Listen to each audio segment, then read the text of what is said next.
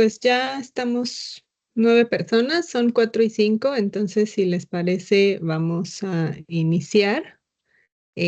Buenas tardes a todas y todos, muchas gracias por conectarse el día de hoy a esta sesión que estamos ya en la clase número 6 de 10. Como saben, ya estamos en esta segunda fase, digamos, del semestre, trabajando directamente y más a profundidad políticas públicas específicas en materia de atención, sanción, prevención de la violencia de género contra las mujeres. Y el día de hoy tenemos como invitada especial a Helen Sadoun. Ella es especialista, es abogada especialista en materia de derecho penal internacional y ha trabajado de manera muy directa en el diseño e implementación de proyectos y estrategias para el fortalecimiento de capacidades de las y los operadores de justicia en México. Por lo tanto, bueno, tiene una gran experiencia en materia de órdenes de protección y otro tipo de acciones para la protección de las víctimas en materia de violencia de género. Te agradezco muchísimo, Helen, por estar aquí, por aceptar la invitación. Y pues nada, te dejo acá con las y los colegas. Tenemos ya más o menos 10 personas conectadas. La clase de órdenes de protección era de las más esperadas por el grupo, entonces, bueno, estamos atentas a lo que nos cuentes. Muchas gracias, Helen. Bienvenida. Pues muchísimas gracias por la invitación. A mí también me emociona muchísimo estar aquí con ustedes. Y por ahí me comentaron también que tienen varias personas aquí experiencia operativa o experiencia directa en órdenes de protección. Entonces siento que va a ser muy enriquecedor también escucharles a ustedes. Bueno, si les parece, entonces empezamos con la sesión. Me avisan, por favor, si se traba mi audio, mi cámara o algo, porque están instalando el trolebús enfrente de mi casa y de pronto hacen cortes de electricidad, pero bueno, cualquier cosa me avisan y lo vemos. Un poco la idea del día de hoy es platicar sobre el proceso de la emisión, la implementación y el seguimiento de las órdenes de protección. Vamos a platicar antes un poco sobre qué son las órdenes de protección, qué significa ese concepto, de dónde vienen y cuál es también el sustento jurídico de esta herramienta. Pero antes me gustaría empezar como tomando un par de pasos hacia atrás y empezar razonando un poco de dónde se colocan estas órdenes de protección en términos de las obligaciones de los estados en materia de derechos humanos, ¿no? Para ver todo el panorama, si bien yo sé que seguramente muchas de entre ustedes conocen ya esta figura de las órdenes de protección, pero me parece interesante empezar con ese análisis. Y recordemos que el Estado tiene 3 categorías de obligaciones, ¿no? Por un lado, tiene la obligación de respetar los derechos humanos. Eso significa, por ahí dicen que no se ve la imagen, pero creo que No, los no demás sí sé. ven, ¿no? Ok. Sí, yo sí la Bueno, veo. me sigo en lo que lo revisamos, Mónica. Entonces, bueno, por un lado, el Estado tiene la obligación de respetar los derechos humanos. Eso significa que el Estado no debe entorpecer directa o indirectamente el goce y el disfrute de los derechos humanos. Otra categoría de obligaciones, otro pilar, es el de proteger. Eso implica que el Estado tiene la obligación de impedir que terceras personas puedan atentar en contra de los derechos humanos de las personas. Y cuando eso sucede, lo que tiene que hacer es investigar qué sucedió, quién lo hizo y sancionar esa conducta. Y el tercer pilar es el de garantizar, que es mucho más amplio, y ese implica que el Estado tiene que mover todo el aparato gubernamental, es decir, políticas públicas, medidas legislativas, administrativas, judiciales, presupuesto, etcétera, para garantizar que se le dé plena eficacia a los derechos humanos. Entonces, si vemos este panorama, vemos que lógicamente las órdenes de protección se colocan en el segundo pilar, principalmente. Digo, por supuesto, en el pilar tercero, el de garantizar, ahí entra todo, ¿no? Porque implica justamente mover todo el aparato gubernamental, las políticas públicas, etcétera. Y por supuesto, las órdenes de protección forman parte de esas políticas públicas, pero en esencia corresponden a esta obligación de proteger los derechos humanos. Ahora, si nos vamos al marco jurídico internacional, no voy a ahondar tanto en esto porque yo sé que de pronto es un poco más aburrido, pero me parece importante revisar en qué instrumentos se encuentra sustentada esta figura de las órdenes de protección, ¿no? Y si vamos a la Convención sobre la Eliminación de todas las formas de discriminación contra las mujeres, la famosa CEDAW, Y si la analizamos en conjunto con la Convención de Belém do Pará, que es la convención, ahora sí, la que es específica en términos de violencia contra las mujeres, y es una convención regional, del análisis de estos dos instrumentos, uno internacional, el otro regional, sale esta obligación del Estado mexicano de adoptar mecanismos jurídicos de prevención y de protección contra la violencia de género en contra de mujeres y niñas, ¿no? Y entonces, estos son los dos instrumentos. Digo, por supuesto, el marco jurídico internacional es mucho más amplio, pero estos son los principales en los cuales se sustenta la existencia de esta figura como tal. Por supuesto, a nivel nacional tenemos también un marco jurídico sumamente amplio. Yo en la clase de hoy principalmente voy a abordar bastante del Código Nacional de Procedimientos Penales, de la Ley General de Acceso, por supuesto, y la Ley General de Víctimas, si bien también tenemos un marco jurídico bastante amplio sobre el cual se sustenta la creación de esta figura. Y ahora sí, ya que hice esta introducción muy general sobre derechos humanos y dónde se coloca esta obligación de que exista esta figura de las órdenes de protección, me gustaría preguntarles si alguien sabe en qué ley o en qué instrumento jurídico se creó esta figura de las órdenes de protección. Si quieren pueden ponerlo en el chat o abrir el micrófono y participar. ¿Cuándo se crearon las órdenes de protección y en qué instrumento jurídico se crearon?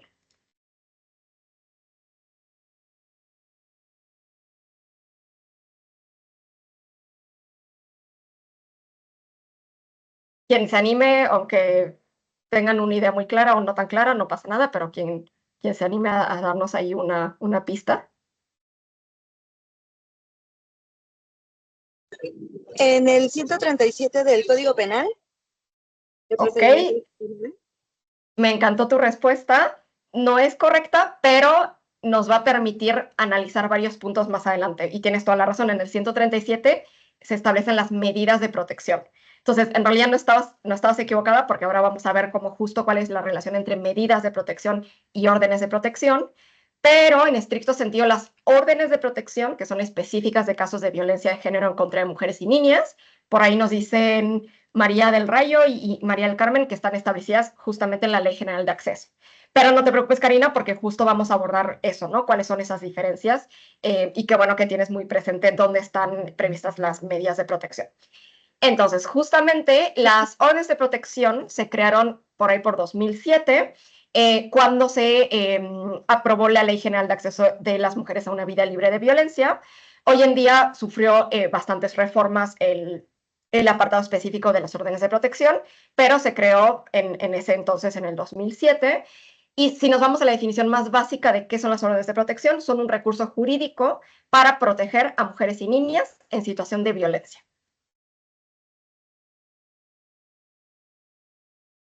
Entonces, las órdenes de protección como tal tienen un carácter preventivo y protector. ¿Por qué decimos que tienen un carácter preventivo y protector?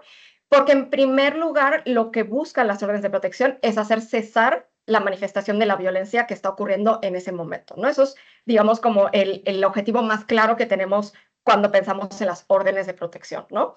Pero también lo que buscan las órdenes de protección es prevenir futuros actos de violencia, y ahí está el componente de prevención, y permiten a la víctima continuar con su proyecto de vida, ¿no? También un objetivo que tienen las órdenes de protección es que al detener o hacer cesar estas manifestaciones de violencia, la persona pueda continuar con su proyecto de vida, ¿no? Y pueda continuar desplazándose, transportándose, trabajando, descansando, viviendo su vida sin tener este constante riesgo latente. Y también un punto importante, sobre todo en aquellos casos en los que hay una investigación penal en curso, es que las órdenes de protección lo que permiten también es que la víctima pueda coadyuvar en la investigación y pueda hacerlo justamente, y que eso no le coloque en una mayor situación de riesgo, y que tenga este mecanismo que pueda hacer cesar cualquier tipo de violencia o cualquier tipo de impedimento para que pueda participar en la investigación. Entonces, por ahí creo que hay un micrófono abierto, no sé si me puedan apoyar. Ya lo Muchísimas gracias. y tenemos a Yasmín con la mano levantada. Sí, Yasmín. Ay, perdón, buenas tardes. Es que hace rato que preguntó de las leyes de protección tenía la duda si una también fue esta que surge de las alertas de violencia de género contra las mujeres. ¿Esas son medidas de protección también o no? Porque ve que tienen 8 instrumentos, entre ellos son seguridad, prevención, justicia, celo, tolerancia. ¿Aplica como ley de protección o no es? Nada más es para que se sepa que hay alertas, ¿o qué? Ok, en realidad en estricto sentido, el instrumento jurídico que crea las órdenes de protección, que es una figura específica, es la Ley General de Acceso, ¿no? Entonces, digo, por supuesto, luego hay muchísimos otros mecanismos que se pueden complementar para fortalecer, sobre todo en términos de políticas públicas, pero la ley en donde se crean las órdenes de protección es la Ley General de Acceso, ¿no? Que es también, de hecho, donde se crean el mecanismo de las alertas de género. De las alertas de género, exacto. Ajá, exacto, totalmente. Y por supuesto, las alertas de género también se enfocan en todas estas acciones del Estado para proteger, ¿no? Okay. Y para dictar órdenes de protección y revisa si existen estos mecanismos, etcétera. Pero, digamos, si nos vamos a lo más jurídico, en la Ley General de Acceso, ahorita justo lo estamos viendo en el artículo 27, es donde se crea esta figura como tal. Ok, gracias. Sí, claro. Bueno, entonces, lo que nos dice el artículo 27, que las órdenes de protección son actos de urgente aplicación, son precautorias y cautelares, deben otorgarse de oficio o a petición de parte, y nos dice también quién las va a dictar. Las va a dictar las autoridades administrativas, el Ministerio Público o los órganos jurisdiccionales competentes, y nos dice también cuándo se tienen que dictar, y nos dice muy claramente que se tienen que dictar de manera inmediata, en el momento en que tengan conocimiento de estas autoridades de los hechos de violencia, que por supuesto pongan en riesgo la integridad, libertad o vida de mujeres y niñas. Entonces, nos empieza a dar algunos elementos que vamos a analizar en las siguientes diapositivas. Y bueno, primero, muy rápidamente, porque yo sé que esto es algo que ya han estado trabajando justamente en este curso, pero me parece importante reflexionar por qué es necesario que exista un mecanismo específico en casos de violencia en contra de mujeres y niñas. Por ahí Karina hablaba del 137 del Código Nacional de Procedimientos Penales, que ese es el artículo que establece las medidas de protección, que son generales. Ahora en unos minutitos más lo vamos a revisar, y las órdenes de protección son específicas en casos de violencia de género contra mujeres y niñas, y vale, sí se vale preguntarse por qué, ¿no? ¿Por qué existe esta figura? Entonces, ya por supuesto, ya revisaron muchísimos temas de política pública, del contexto y demás. Aquí son solamente un par de cifras pues por supuesto que las mujeres sufren una violencia diferenciada en un contexto de desigualdad histórica, estructural y sistemática. Si nos vamos a cifras muy clave, si nos vamos al ENDIRE, vemos que el 70%, es decir, 7 de cada 10 mujeres, han experimentado algún tipo de violencia a lo largo de su vida. Y si nos vamos incluso a datos globales, entonces, por ejemplo, aquí les puse datos del informe global de la Oficina de las Naciones Unidas contra la Droga y el Delito de homicidio doloso y feminicidio, vemos que el 55% de los asesinatos u homicidios dolosos de mujeres en el mundo son perpetrados por familiares o parejas, es decir, son perpetrados en el hogar principalmente, ¿no? Y eso es justamente lo que es un feminicidio. Y si vamos a la comparación del porcentaje de hombres que son asesinados en el hogar o por parejas o por familiares, vemos que es de 12%, ¿no? Entonces, vemos que la diferencia es abismal entre el porcentaje de muertes de mujeres que ocurren a manos de un familiar o una pareja en el ámbito de la violencia familiar, y en el caso de los hombres es mucho menor. Ahora entramos ya a analizar un poco la diferencia, y creo que esto es de los puntos más interesantes de las órdenes de protección. Entonces, lo que comentaba Karina me va a ayudar para introducir esto, sobre la diferencia entre esta figura jurídica de las órdenes de protección y otras figuras que existen, ¿no? Sabemos que en realidad existen muchísimas y es bastante confuso, y luego es confuso de qué autoridad dicta cuál de estas medidas, si se pueden complementar, si son lo mismo, si no son lo mismo, si tienen objetivos distintos, etcétera. Entonces, sí quería dedicar un ratito para discutir un poco sobre estas diferencias. Entonces, les voy a preguntar, y a ver si se animan a participar en el chat o abriendo el micrófono, sobre la diferencia entre órdenes de protección y tenemos aquí 3 otras figuras. Tenemos medidas de protección, medidas cautelares y medidas en el ámbito familiar. ¿Alguien se anima o alguien tiene como por ahí un poco de claridad sobre cuál es la diferencia entre órdenes de protección, medidas cautelares, medidas en el ámbito familiar? Y lo pueden comentar desde, pues justamente qué autoridades dictan cada una de estas medidas, en qué contexto, también en qué instrumento. Por ahí justo Karina nos comentaba del 137 del Código Nacional de Procedimientos Penales.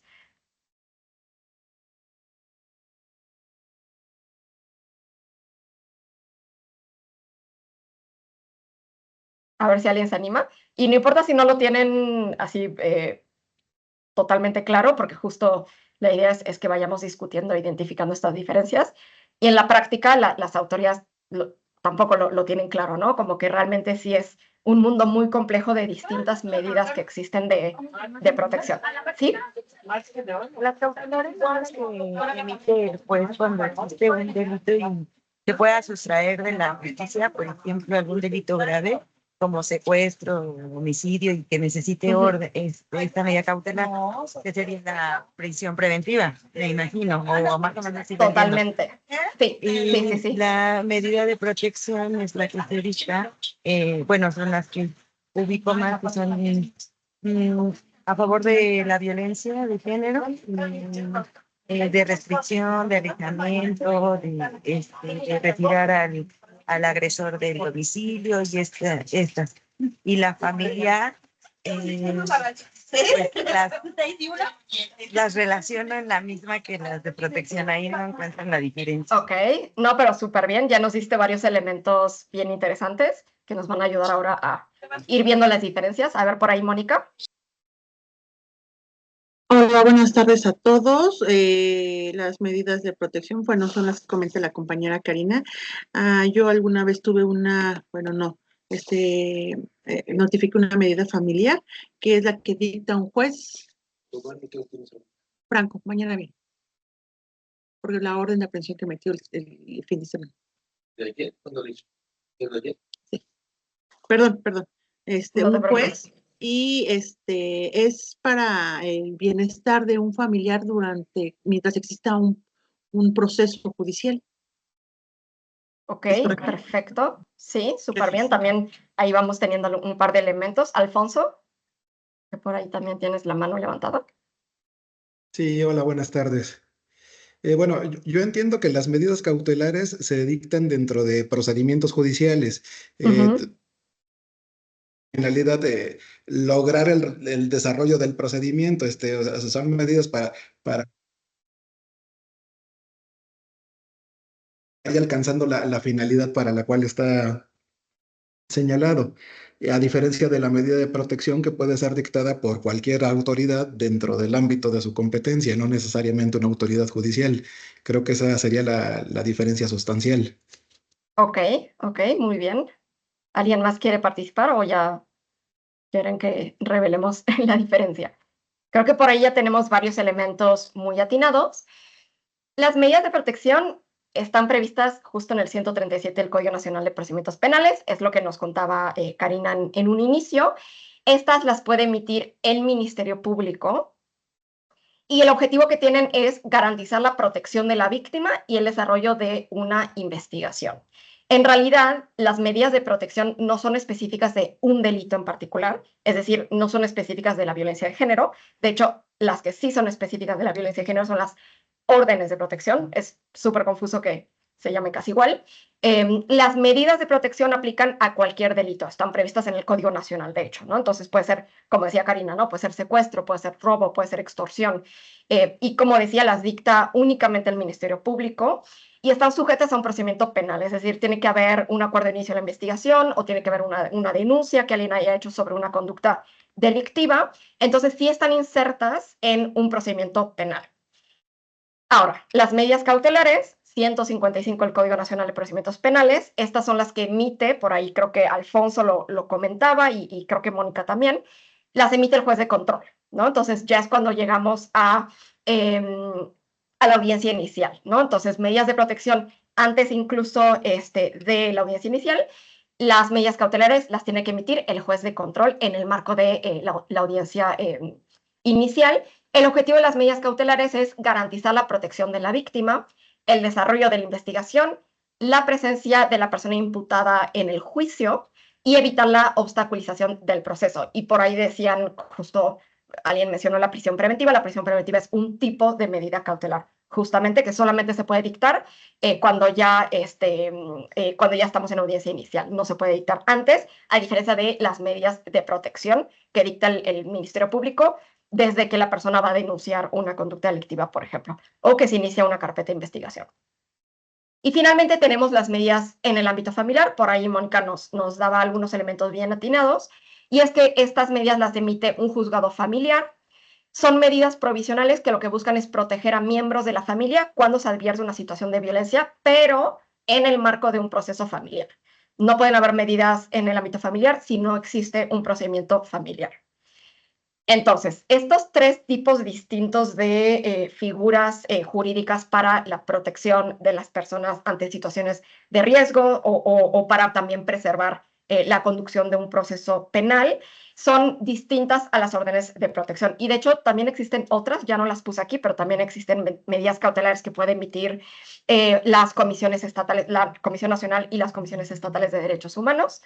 También pueden emitir medidas cautelares en materia de violaciones a derechos humanos. Entonces, bueno, sí, hay incluso muchas más medidas también para diferenciar, pero estas son las principales que se pueden confundir muchísimo con las órdenes de protección. Y las órdenes de protección, entonces me regreso tantito porque vimos que las medidas de protección y las medidas cautelares están en el Código Nacional de Procedimientos Penales. Eso nos dice algo muy claro, que están sujetas a un procedimiento penal. Las medidas familiares están sujetas a un procedimiento familiar. Y las órdenes de protección, al inicio hablábamos de que están previstas en la Ley General de Acceso de las Mujeres a una Vida Libre de Violencia, y es justamente porque están diseñadas de manera específica para combatir la violencia de género que viven mujeres y niñas.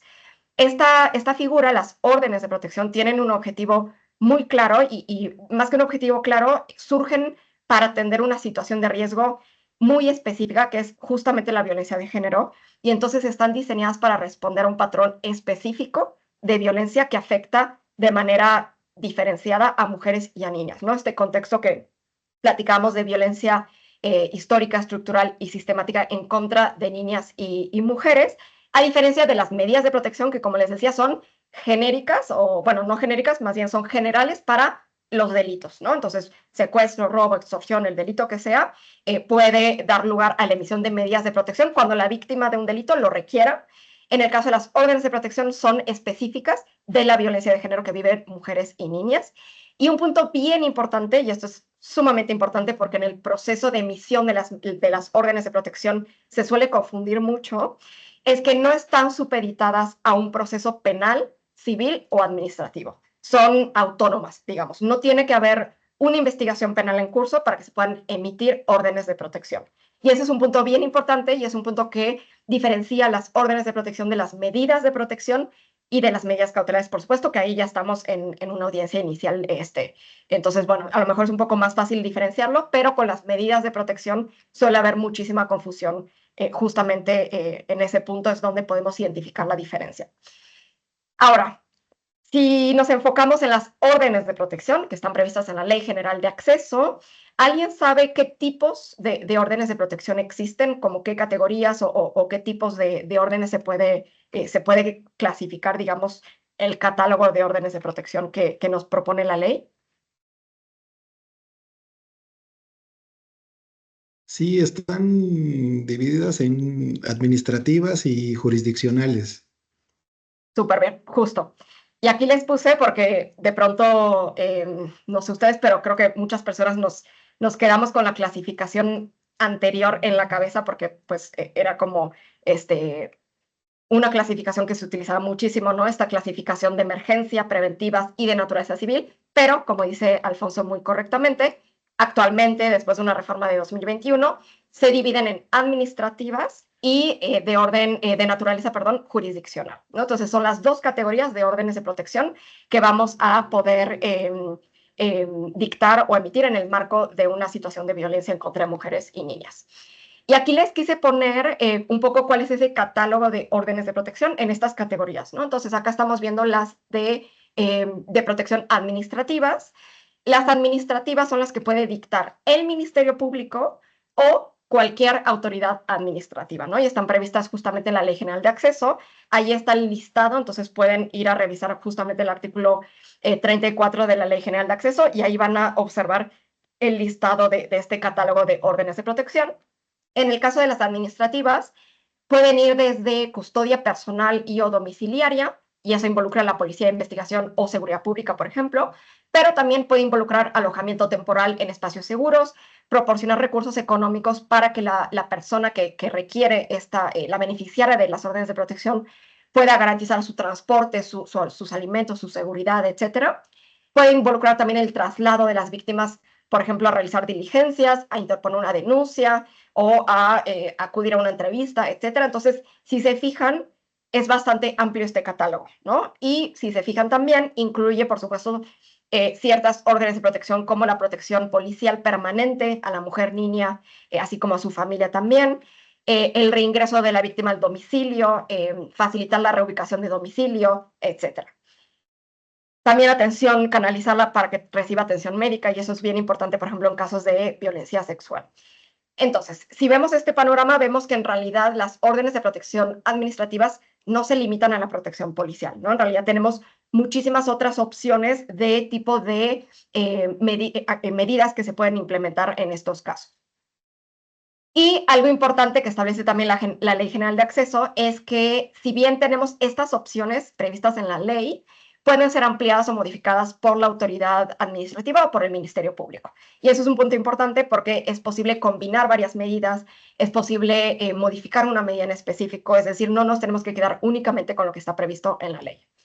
Y luego tenemos las órdenes de protección de naturaleza jurisdiccional, que estas son las que puede dictar únicamente los órganos jurisdiccionales. Tenemos también el listado en la Ley General de Acceso, y estos, se imaginarán, involucra medidas que solamente va a poder dictar un juez o una jueza, como por ejemplo la reserva del domicilio, lugar de trabajo, profesión o cualquier otro dato, el uso de medios o dispositivos electrónicos para impedir que tenga contacto directo la persona agresora con la víctima, prohibir el acceso de la persona agresora al domicilio, ¿no? La famosa separación del domicilio, la obligación de presentarse periódicamente ante el órgano jurisdiccional que emitió la orden para firmar en cierto día u horario determinado, colocación de localizadores electrónicos también, etc. Entonces, bueno, estas son como las dos categorías y la lista bastante amplia que tenemos de opciones de órdenes de protección. Y de hecho, si se fijan en el 137 del Código Nacional de Procedimientos Penales, es mucho más reducida, ¿no? Si bien, por supuesto, siempre se pueden emitir otras medidas de protección, en el Código Nacional de Procedimientos Penales tenemos un listado mucho más limitado. Y eso es justamente porque están pensadas las medidas de protección en delitos en general y no están pensadas en atender un contexto específico de violencia de género, ¿no? Y entonces las órdenes de protección nos dan muchas otras opciones que se pueden implementar. Ahora, les voy a contar un poco sobre cuál es el procedimiento para la emisión, implementación y seguimiento de las órdenes de protección. Me voy a ir un poquito rápido, por ahí si les interesa algún punto en particular pueden intervenir o abrir el micrófono o escribir en el chat. Entonces, bueno, este es el procedimiento general, lo dividí en varios momentos y vamos a revisar cada uno de estos. Y por supuesto, algo que está presente a lo largo de todo este procedimiento, desde el primer contacto y hasta la conclusión, es la coordinación entre las distintas autoridades que intervienen en algún momento del proceso. Lo primero es, por supuesto, el primer contacto de la persona que requiere órdenes de protección, que puede ser una entrevista, justamente, puede ser en el marco de una denuncia ante el Ministerio Público o no. Puede ser que la persona acuda únicamente a pedir órdenes de protección o puede ser que reciba atención por alguna autoridad y se identifique que requiere órdenes de protección. Y este es el momento clave en el que se va a obtener información sobre la situación de riesgo en la que se encuentra la mujer o la niña que requiere órdenes de protección. La Ley General de Acceso nos da algunas pautas de las obligaciones que tienen las autoridades en este momento del primer contacto con la persona. Y lo que nos dice es que se le tiene que brindar toda la información disponible sobre el procedimiento de órdenes de protección. Se le tiene que informar que es su derecho solicitar órdenes de protección y se le tiene que informar todo esto en un lenguaje claro, sencillo, empático y por supuesto que la persona pueda comprender, ¿no? Y ahorita vamos a hablar unos minutos de ciertos ajustes que se tienen que realizar, por ejemplo, pensando en si la persona no habla español y entonces que esta información se le pueda transmitir en la lengua o el idioma que habla. Y también lo que nos establece la Ley General de Acceso es que hay que evitar cualquier información que pueda inhibir o desincentivar la solicitud por parte de la víctima, ¿no? Entonces, esas son algunas pautas en este primer momento del contacto. Y bueno, por supuesto, siempre procurar que esta entrevista inicial, pero esto no es algo propio de las órdenes de protección, sino de todo el proceso de atención a víctimas, siempre procurar que sea una entrevista única y exhaustiva para evitar revictimizar a la persona, es decir, evitar que tenga que contar numerosas veces y recordar y reexperimentar la situación traumática que da lugar a la emisión, en este caso, de las órdenes de protección o al proceso de atención de manera más amplia. Y bueno, recordar también que el enfoque de derechos humanos, ¿no?, que permea el actuar de todas las autoridades en estos casos, digo, en todos los casos, pero particularmente en los casos de violencia de género, lo que nos dicta este principio es que es importante que las personas sean protagonistas de sus propios procesos de atención y de protección y que puedan tomar decisiones por sí mismas, ¿no? Y reconocer a las personas como titulares de derechos.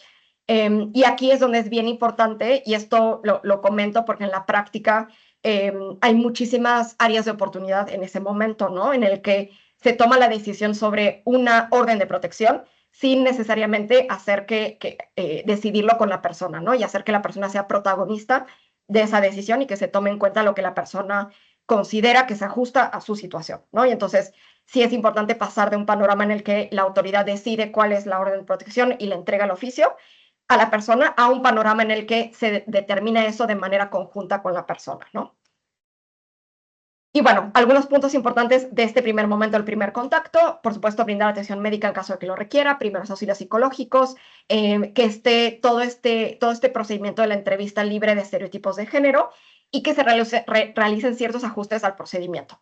Aquí me voy a ir un poquito más rápido, pero con esto nos referimos a solicitar el apoyo de personal intérprete en caso de que la persona no hable o no entienda el español, o en caso de que sea una persona con discapacidad, que se pueda solicitar los servicios de intérpretes en lenguas de señas mexicana. También personal especializado en caso de que, por ejemplo, se trate de una niña o que sea una persona con algún tipo de discapacidad y que pueda requerir personal especializado que le pueda atender. El uso también de herramientas lúdicas o tecnológicas y, por supuesto, también espacios adaptados, pensando sobre todo bueno, la importancia, por un lado, de la confidencialidad y que se le pueda atender y que la persona pueda contar lo que está sucediendo y lo que dio lugar a la necesidad de protección en un espacio cerrado, en un espacio seguro, pero también la importancia de brindar estos espacios a las mujeres que puedan tener a sus hijos, hijas u otras personas bajo su cuidado, ¿no?, y que puedan participar en esa entrevista inicial con las autoridades y que se pueda resguardar a sus hijos, hijas u otras personas bajo su cuidado en un lugar específico. En el caso de los centros de justicia para las mujeres, son las famosas áreas lúdicas, ¿no?, donde pueden quedarse sus hijos, hijas o acompañantes y estar ahí de manera segura en lo que ella se encuentra en la entrevista.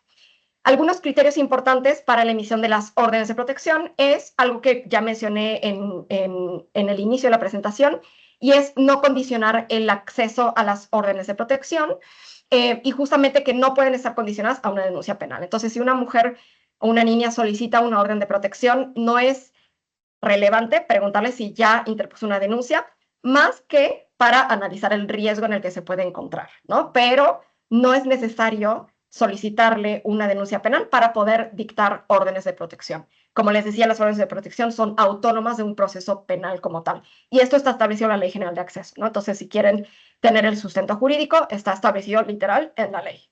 Tampoco deben estar condicionadas a que compruebe la mujer su estatus migratorio o cualquier otro dato, ¿no? Es decir, lo único que importa para las órdenes de protección es conocer cuál es la situación que está colocando a la mujer o a la niña en una situación de riesgo, porque eso sí es necesario que la autoridad lo conozca para poder decidir qué orden de protección emitir. Otro criterio importante es que basta el dicho de las mujeres, es decir, que no es necesario que se aporten elementos probatorios de ningún tipo. No es necesario prueba pericial, no es necesario una copia de una carpeta de investigación, justo lo que decíamos, no es necesario que siquiera exista una carpeta de investigación, no es necesario que aporte una denuncia, como decíamos, ni testimoniales, ni acta de matrimonio, ni nada. No se le debe exigir a la mujer que solicita órdenes de protección que presente ningún tipo de prueba. Y esto, lo vamos a hablar unos minutos, es porque justamente las órdenes de protección no operan bajo el mismo estándar probatorio que un proceso penal, porque son un procedimiento separado de un proceso penal. Y finalmente, presumir la buena fe, por supuesto, de las solicitantes, y esto es un principio que está establecido en la Ley General de Víctimas, en el artículo 5, de justamente la importancia de que todos estos procesos siempre partan de la buena fe, y por supuesto recordar también que las órdenes de protección no son un proceso de investigación, entonces no se requiere realizar preguntas más allá de lo que se necesita saber para conocer el contexto y el riesgo en el que se encuentra la persona. Para determinar la procedencia de las órdenes de protección, es decir, para saber si sí procede o no otorgarlas, dictarlas, en realidad las autoridades se tienen que hacer una única pregunta, y esto es si la mujer necesita una orden de protección porque existen indicios de que sufre o ha sufrido violencia de género. Entonces, si se fijan, no necesitamos prueba, no necesitamos denuncia, solamente que existan indicios. Y este es, de hecho, un estándar específico de las órdenes de protección que nos dice que bastan indicios leves de que pudiera configurarse un acto de violencia de género, y es justamente el estándar del riesgo posible, se le llama así. Solamente necesitamos tener esos indicios leves para poder tomar la decisión de dictar una orden de protección. Y en ese sentido, solo es indispensable considerar lo que nos está relatando la persona. De nuevo, no necesitamos pruebas, no necesitamos capturas de WhatsApp, no necesitamos nada más que lo que ella está manifestando en ese momento, con base justamente en la buena fe también del dicho de las víctimas. La única situación en la cual puede ser útil que tengamos otra información o que solicitemos otra información es para que eso nos pueda permitir determinar de manera más exacta la orden de protección idónea. Pero, de hecho, justo aquí el estándar es que sí podemos solicitar otra información siempre y cuando eso no implique retrasar el dictado de la orden. Es decir, solamente si podemos de todos modos con esa información adicional hacer una determinación mucho más exacta del tipo de orden de protección. Está bien que se soliciten informaciones adicionales, pero no se debe retrasar el dictado, que como vamos a ver en unos minutos más, debe ser inmediato. Ahora, la Ley General de Acceso nos establece cuáles son los elementos que tiene que tomar en cuenta el Ministerio Público o la autoridad administrativa en el caso de las administrativas, y el juez o la jueza en el caso de los órganos de naturaleza jurisdiccional, y nos dice que debe tomar en cuenta la autoridad los hechos que relata la mujer o la niña, las peticiones explícitas que haga la mujer o la niña, ¿no? Sobre todo si pide algún tipo de protección específica, si pide que se tome en consideración algo en específico de lo que ella está relatando, las medidas que ella considere oportunas también, y ahí es donde es sumamente importante que entonces se le informe debidamente de cuáles son esas opciones, cuál es ese catálogo de órdenes de protección. También las necesidades que se deriven de su situación particular, y aquí estamos hablando de su identidad de género, su orientación sexual, su raza, su origen étnico, su edad, su nacionalidad, la posibilidad de que tenga algún tipo de discapacidad, etc. También nos dice la Ley General que se debe tomar en cuenta la persistencia del riesgo en el que se encuentra y la manifestación de actos o hechos previos de cualquier tipo de violencia que hubiese sufrido la víctima. Entonces, bueno, con base en esto, por supuesto que ese relato que va a realizar la persona se tiene que analizar para poder realizar un análisis del riesgo, que esta es la etapa medular de cierta manera para el dictado de órdenes de protección, porque es el momento en el que vamos a unir el relato, los hechos que conocemos y que nos está proporcionando la persona, con el tipo de orden de protección que se va a emitir, ¿no? Y el momento en el que unimos esos dos momentos es justamente en este análisis de riesgo. El análisis de riesgo está establecido en el artículo 31 de la Ley General de Acceso, y tenemos que tomar en cuenta ciertos elementos para poder hacer este análisis de riesgo. Principalmente, aquí lo puse de manera un poco resumida, esto se puede detallar y ahondar mucho más, pero principalmente vamos a fijarnos en las características de la manifestación de la violencia. Y con eso me refiero al tipo de violencia, al ámbito de violencia, al impacto que está teniendo esa violencia también en los derechos de la mujer o de la niña, la frecuencia con la que está sucediendo esa violencia, y también los antecedentes que podamos identificar de la violencia que está sufriendo la persona. También se van a tomar en cuenta las características del agresor o del presunto agresor, que pudiera aumentar el riesgo en el que se encuentra la solicitante, y entonces ahí, por ejemplo, va a ser bien importante saber si el presunto agresor es, por ejemplo, tiene acceso a armas de fuego, si es, por ejemplo, una figura pública, si es, por ejemplo, un servidor o una servidora pública, etcétera. Y luego también las condiciones de vulnerabilidad de la víctima, y con esto nos referimos al contexto en el que se encuentra, pero también a condiciones de su propia identidad que puedan colocarla en un mayor riesgo a ser víctima de violencia. Aquí, por ejemplo, es también bien importante si luego nos fijamos en el desglose de estas categorías. Por ejemplo, aquí es un momento en el cual sí es relevante saber si interpuso una denuncia, pero únicamente para poder analizarlo en este análisis del riesgo. ¿Por qué? Porque justamente el momento en el que las víctimas interponen una denuncia puede ser un momento en el que se exacerba la violencia, ¿no? Y entonces eso es un elemento importante para analizar el riesgo, no para condicionar la emisión de una orden de protección. Y eso es bien importante, es decir, no significa que no se le pregunte, sino que se le tiene que preguntar en este contexto de análisis del riesgo. ¿Por qué? Porque puede ser que si se entera el agresor que acaba de interponer una denuncia, entonces eso exacerbe la violencia y puede haber un pico de la violencia, puede haber nuevas agresiones, etc. Entonces, es un elemento importante del análisis de contexto y del riesgo. Y bueno, en la etapa de emisión de las órdenes de protección, tenemos ciertos elementos que nos establece la Ley General de Acceso. Primero, la inmediatez, ¿no? Las órdenes de protección se tienen que dictar de manera inmediata, nos dice la Ley General de Acceso, o a más tardar en las 4 horas siguientes al conocimiento de los hechos. Si se fijan, es una temporalidad súper apretada y eso nos dice mucho sobre la urgencia de este mecanismo. Veíamos en el artículo 27 que se define como un mecanismo de urgente aplicación, ¿no? Medidas de urgente aplicación, es decir, de manera inmediata en el momento en que nos está relatando los hechos o 4 horas después. La temporalidad de las órdenes de protección tienen una duración de 60 días iniciales que se pueden extender por 30 días adicionales o hasta que cese la situación de riesgo que dio origen a las órdenes de protección. Y otro punto importante para esta emisión de las órdenes de protección es el principio de integralidad.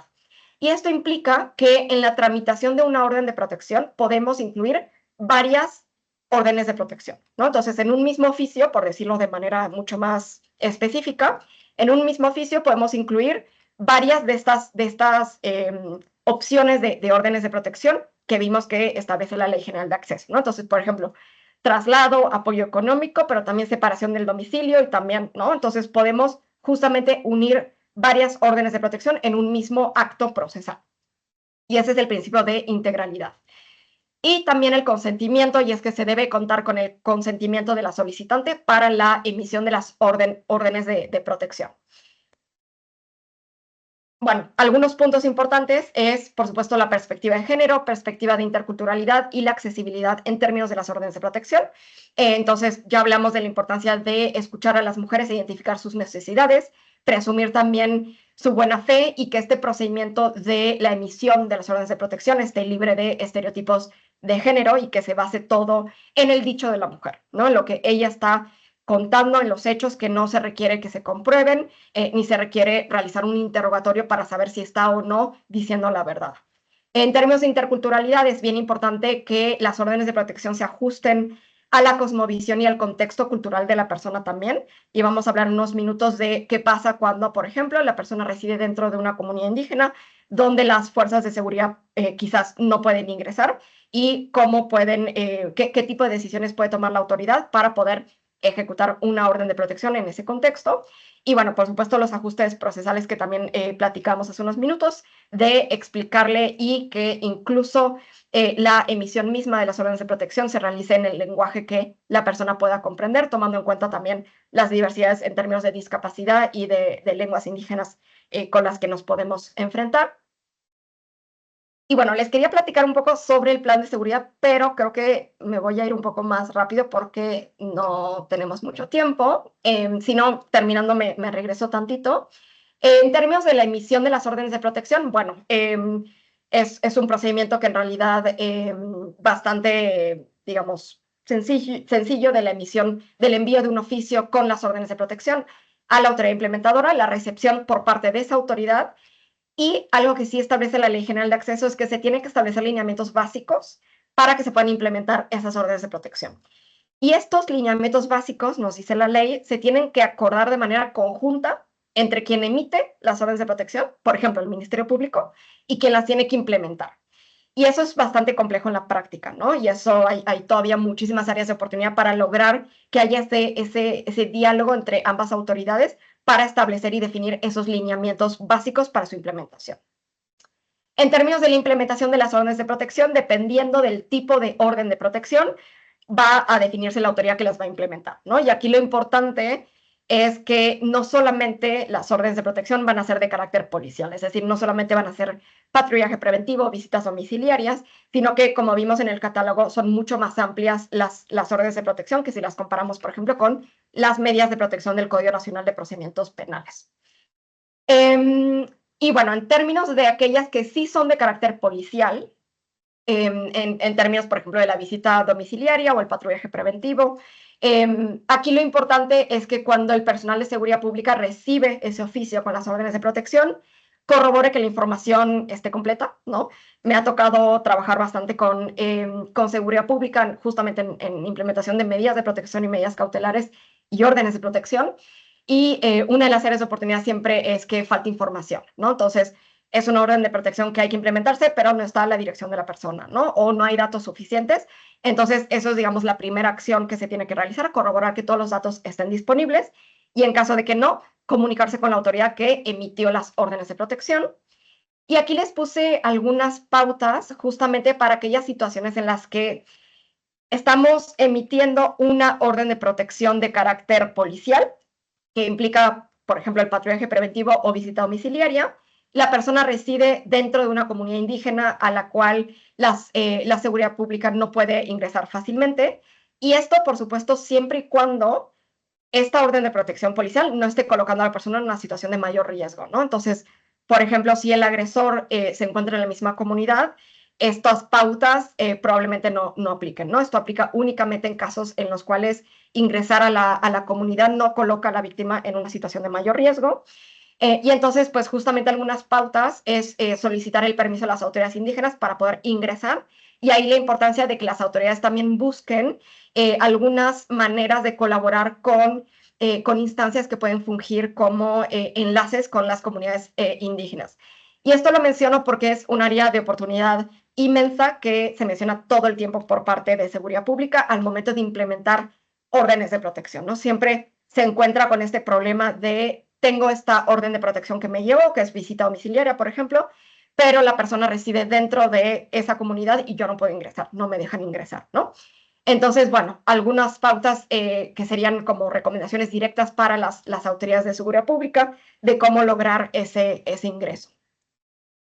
En términos del seguimiento de las órdenes de protección, esto está establecido también en la Ley General de Acceso, que nos dice que en los 6 días posteriores a la emisión de la orden de protección, la autoridad que la emitió, entonces Ministerio Público, autoridades administrativas o el órgano jurisdiccional, tiene que mantener contacto directo con la víctima cada 24 horas. Esto durante los 6 días posteriores a la emisión. Y a partir del día 7 se tiene que establecer un plan de seguimiento personalizado de manera conjunta con la persona, ¿no? Y entonces, en ese plan de seguimiento se tiene que establecer la frecuencia de ese seguimiento. También se puede establecer las vías de comunicación, si prefiere que sea una llamada, si prefiere que sea un mensaje de WhatsApp, etcétera, ¿no? Se tiene que acordar todo eso de manera conjunta con la beneficiaria de las órdenes de protección.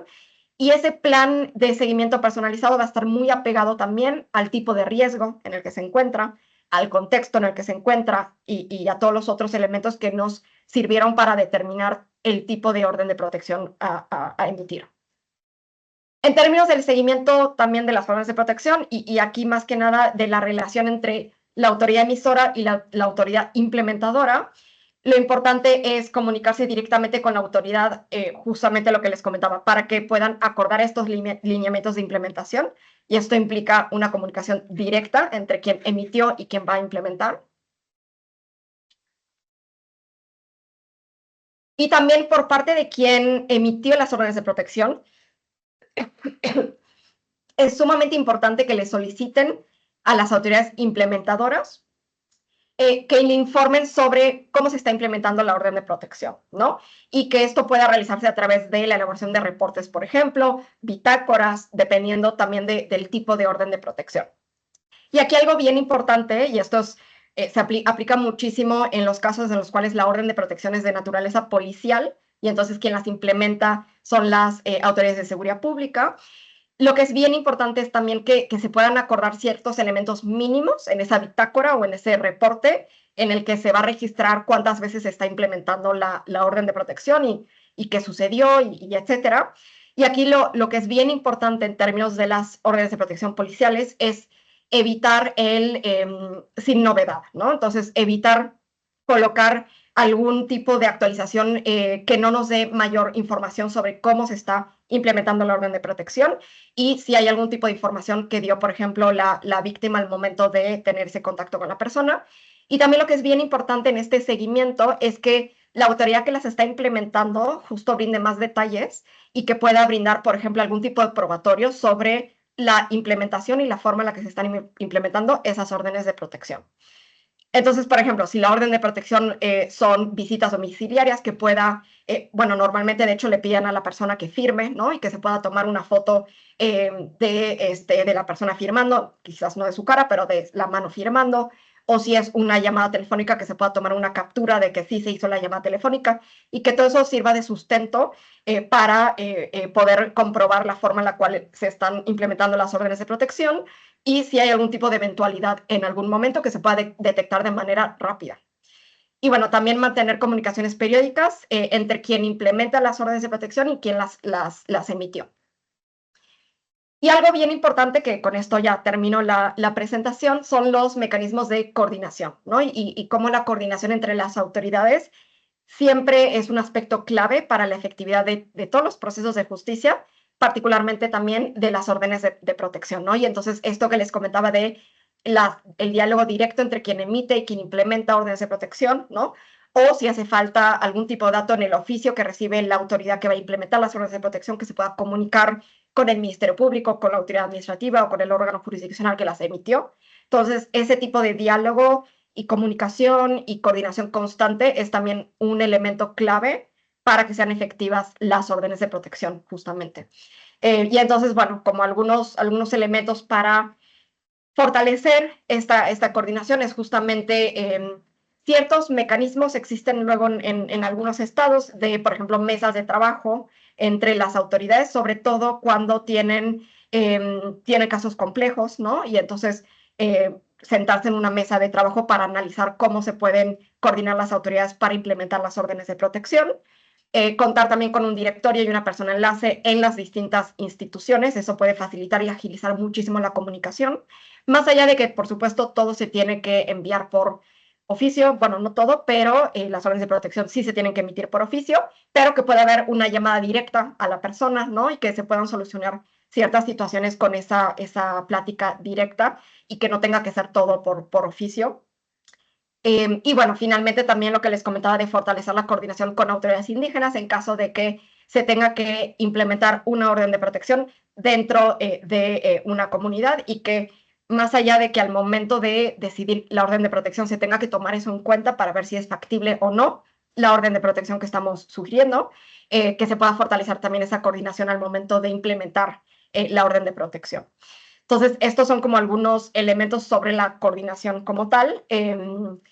Y bueno, con esto termino en realidad mi presentación. Por ahí me salté sobre un apartado muy rápido que tenía sobre el plan de seguridad, pero igual y aprovecho estos 2 minutos que quedan. Bueno, no sé si hay preguntas, pero aprovecho para preguntarles si saben de qué se trata un plan de seguridad y si alguna vez lo han realizado o implementado quienes justamente están en este ámbito. Y si alguien se anima a contar un poco sobre el plan de seguridad, creo que con eso podríamos terminar.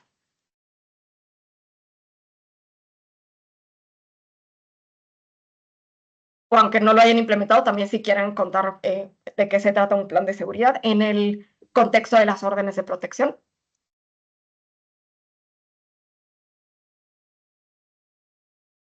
Hola, buenas tardes. Bueno, yo Adelante. sí, el acercamiento que tengo en cuanto a los planes de seguridad tiene que ver caso concreto, ¿no? Es un chaleco a la medida, justamente, dependiendo del tipo de violencia, dependiendo de las necesidades de la víctima y de las circunstancias que están rodeando al caso. Entonces, este plan de seguimiento, pues, normalmente tiene que ver con el monitoreo de las víctimas con posterioridad a los 6 días que la ley exige para estarles dando seguimiento. Ya después de estos 6 días, uno diseña este chaleco a la medida dependiendo de las necesidades del caso concreto. Llamadas más espaciadas, un monitoreo más espaciado, los rondines a través de seguridad pública, los informes respecto a si dentro de las medidas, por ejemplo, se sometió a un agresor a un taller o a someterse a terapia psicológica, a requerir los informes. Vaya, justamente esto tiene que ver con el plan de seguimiento. Es la experiencia que yo tengo. Ok, justo me gustó mucho algo que dijiste del chaleco a la medida, porque de eso se tratan las órdenes de protección, ¿no? La idea es que las órdenes de protección no sean genéricas, de la misma para todos los casos, patrullaje preventivo y visita domiciliaria, ¿no? Que son las típicas, sino que realmente sea un traje a la medida, como comentas. Sobre el plan de seguridad, muy rápidamente, es justamente una forma de brindarle información y herramientas a las mujeres que se encuentran en situación de violencia.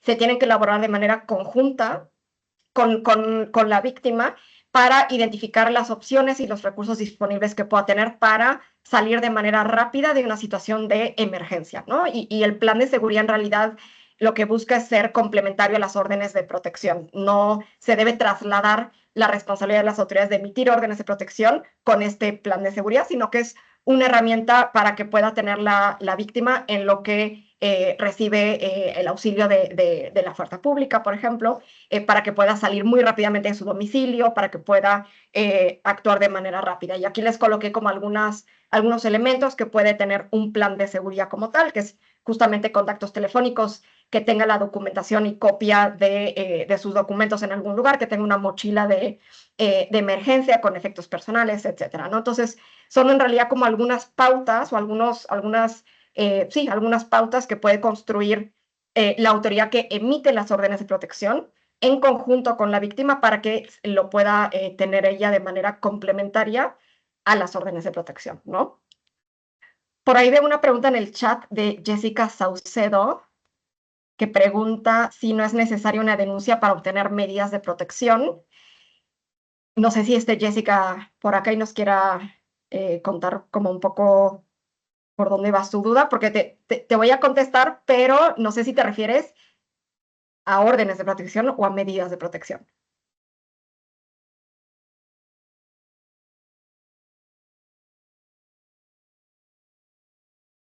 Medidas de protección. Bueno, medidas de protección, que son justo las que están en el 137 del Código Nacional de Procedimientos Penales y que son generales para todos los delitos, sí requieren que haya una denuncia. ¿Por qué? Porque las emite un ministerio público en el marco de una investigación penal, ¿no? No es una medida cautelar aún, porque todavía no estamos en la audiencia inicial, pero sí requiere que haya una denuncia o un inicio de una investigación en caso de que sea un delito que se investiga de oficio, ¿no? En el cual no se requiere una denuncia, pero las medidas de protección, que de nuevo están en el Código Nacional de Procedimientos Penales, sí requiere que haya un inicio de una investigación penal. Súper, perfecto. Muchísimas gracias porque creo que nos ayuda a repasar, porque sí de pronto puede ser un poco confuso la cantidad de mecanismos distintos. Bueno, creo que me pasé un poco de la hora, pero no sé si hayan más preguntas o también si alguien quiere contar un poco sobre su experiencia con las órdenes de protección. También creo que podemos dar un par de minutitos para comentarios de cierre. Creo que sí, si no hay más preguntas, estoy buscando en el chat si hay algo más que nos pasamos, pero creo que no. No, creo que no. Muchísimas gracias, Helen.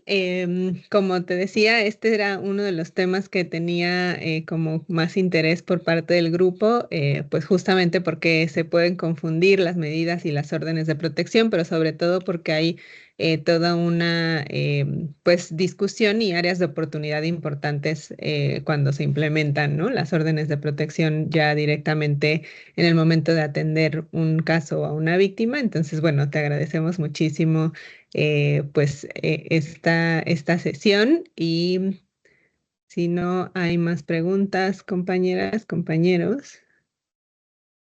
Creo que no, pues vamos cerrando. Muchísimas gracias, Helen, por pues aceptar la invitación y por preparar esta sesión para nosotras. Te agradecemos muchísimo. Muchísimas gracias a ustedes y bueno, muchas gracias por la invitación. Y espero que disfruten mucho las sesiones que quedan, que creo que son 4, dijiste. Sí, nos quedan 4 y Ok, nos quedan ya tres que son con compañeras como tú. Muchísimas ok. gracias. Pues disfrútenlas mucho y bueno, muchas gracias por todo. Muchas gracias. Hasta luego. Gracias, Helen. Gracias. Hasta luego, compañeras, compañeros. Muchas gracias. Pregunta, ¿podemos tener copia de la presentación? ¿Se podrá quedar una evidencia por ahí en lo que colocaremos Sí, de la clase? recuerda, Deiva, que las clases se quedan grabadas, entonces siempre puedes volver a la grabación. Ah, pero yo decía la presentación. Ahí no sé, en la presentación es autoría de Helen, entonces. Ah, no, claro, sí. O sea, más bien sí, por supuesto, te la comparto a ti y ya Va. para que la puedas compartir. Sí, por supuesto. Muchas gracias. Gracias. Tengan una Gracias. bonita tarde. Hasta luego. Hasta Gracias. luego.